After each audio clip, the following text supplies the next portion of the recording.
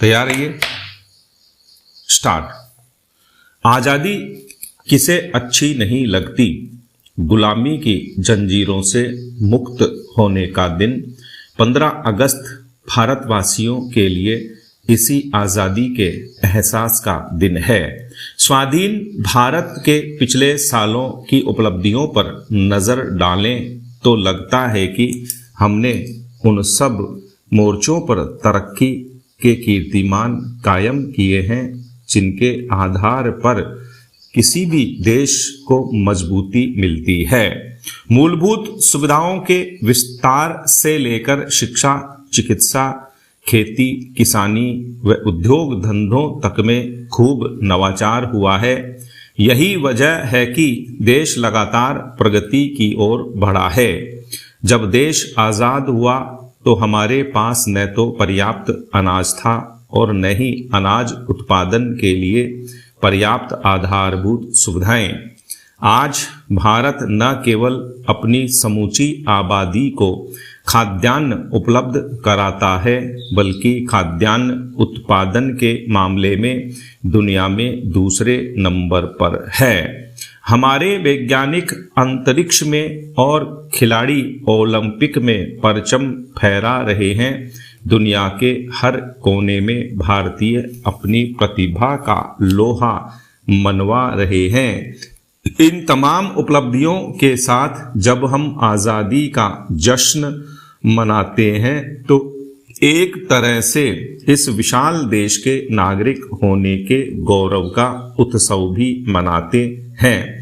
धर्म, पंथ और जाति, भाषा व क्षेत्र की विविधताओं के बावजूद इस देश के प्रत्येक नागरिक की पहचान यह है कि वह भारतीय है।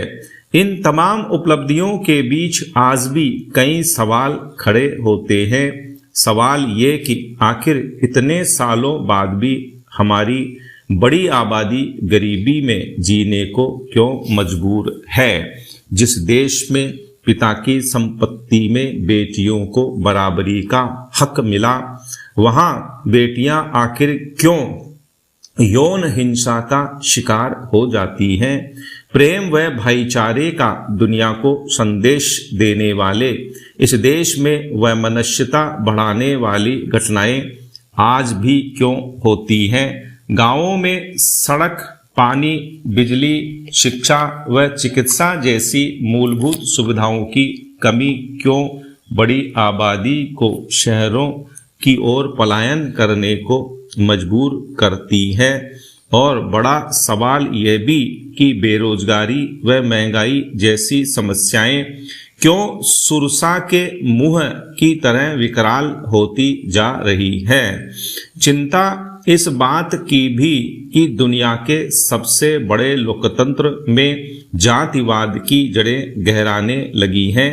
जाति व धर्म के नाम पर उन्माद कम होने के बजाय बढ़ता ही जा रहा है। यहाँ तक कि यह उन्माद हमारे यहाँ चुनाव प्रक्रिया को भी प्रभावित करने लगा है। आज़ादी का जश्न मनाना भी तब ही सार्थक होगा जब हम एक जिम्मेदार नागरिक के रूप में अपने दायित्वों का निर्वहन करें और हमारे हुक्मरान जवाबदेह शासन को लेकर संकल्पित हों। पैरा।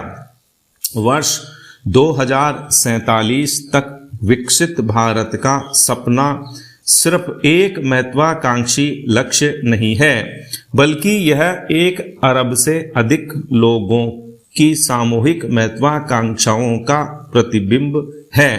इस दृष्टिकोण के केंद्र में प्रौद्योगिकी और डिजिटलीकरण की महत्वपूर्ण भूमिका हो सकती है जो भारतीय समाज, अर्थव्यवस्था और शासन के हर पहलू को पुनर्परिभाषित और री इंजीनियरिंग करने की कोशिश कर रही है।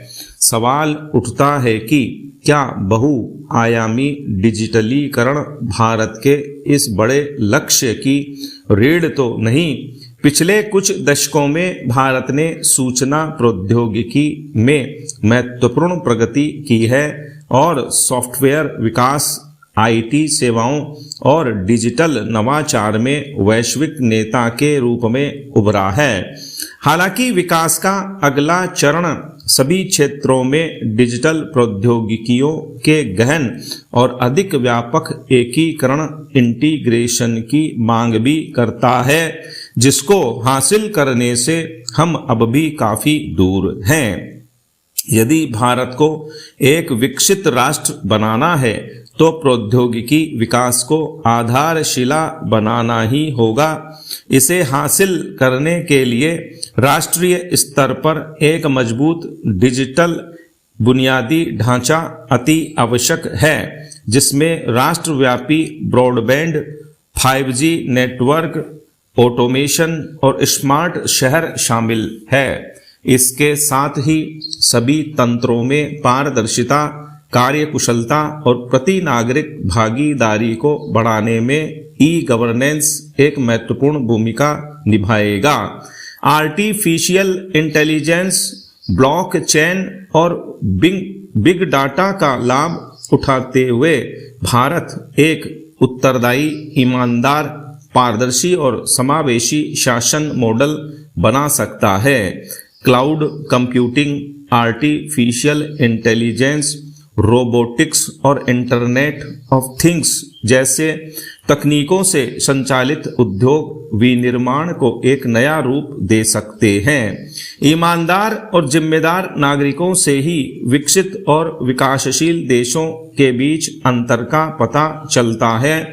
इससे ही सुनिश्चित होता है कि कौन सा देश विकसित बनेगा और कौन विकासशील ही रहेगा। सनद रहे कि भारतीय ब्यूरोक्रेसी एवं सरकारी या निजी क्षेत्र की टेक्नोक्रेसी का माइंडसेट बदलने के साथ हर 2 साल में प्रोफेशनल डोमेन दक्षता और अकाउंटेबिलिटी की ट्रेनिंग लेनी होगी। सभी को यह साबित करना होगा कि कोई भी व्यक्ति देश और उसके संविधान से ऊपर नहीं है। सभी को सरकारी व निजी क्षेत्र के महज स्थायी सेवाकर्मी न होकर दक्ष एवं जिम्मेदार प्रोफेशनल बनना ही होगा। इसके लिए सरकारी एवं निजी सेवा क्षेत्रों को भी तकनीकी एवं आर्टिफिशियल इंटेलिजेंस संचालित संसाधनों से लैस बनना पड़ेगा। आज भारत का लक्ष्य तकनीक संचालित शिक्षा और कौशल विकास में वैश्विक नेता बनना होना चाहिए। तभी भारत की डिजिटल अर्थव्यवस्था एक वैश्विक विकास इंजन बन सकती है। इसमें ई कॉमर्स, फिनटेक और डिजिटल भुगतान प्रमुख चालक होंगे। स्टॉप।